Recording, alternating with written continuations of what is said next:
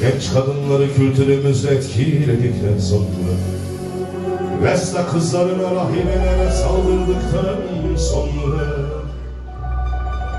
leylakları yaktıktan, bulutları gömdükten sonra, elimize ne geçti, elimize ne geçti? Akademide bir koltuk ve bir de çek defteri. Akademide bir koltuk ve bir de çek defteri.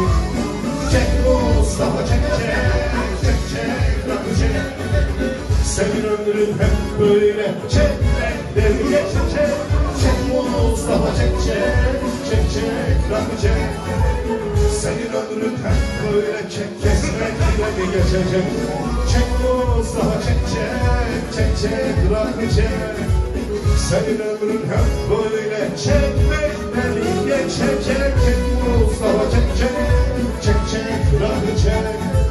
Senin ömrün hep böyle çek kesmekle mi geçecek?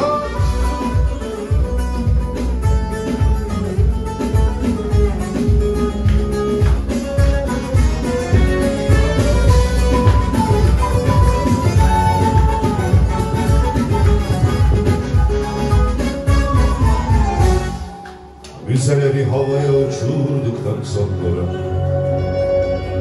ün peşinde koşup o kadınla yaptığımızı düşledikten sonra, gazetelere geçsin diye adımız yalvar yakar olduktan sonra,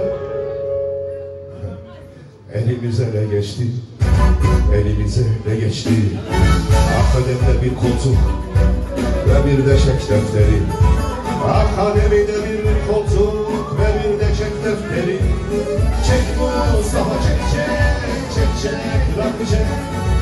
Senin ömrün hep böyle çekmekle mi geçecek? Çek Mustafa çek çek, çek çek rakı çek. Senin ömrün hep böyle çek kesmekle mi geçecek?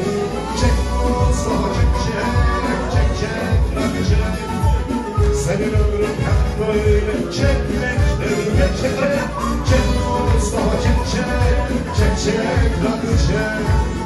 Çek bir de benim için akademik rakı çek.